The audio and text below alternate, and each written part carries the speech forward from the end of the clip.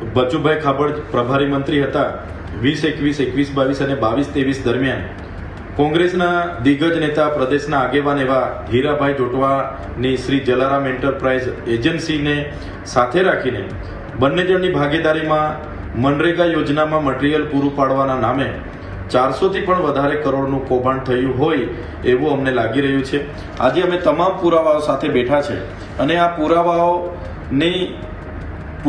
અને એમણે આપેલી માહિતીને આધારે ગ્રાઉન્ડ પર જે પણ કામના નામે એમણે પેમેન્ટ લીધા છે એ કામ આજે થયા નથી ની વાત કરીને પોતે વાત કરે છે ત્યારે જે નર્મદા જિલ્લામાં જે ધારાસભ્ય છે ક્યાંની વાત કરું, એ વિસ્તારની વાત કરું, એ જિલ્લાની વાત કરું તો છેલ્લા 3 વર્ષમાં જે કંપનીઓ કામ કરે છે એમની તપાસની વાત નથી કરતા.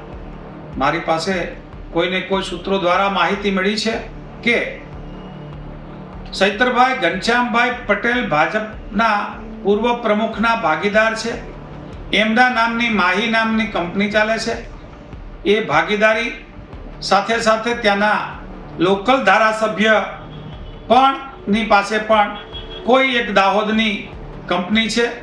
એમની તપાસ કરવાની વાત કરવી જોઈએ.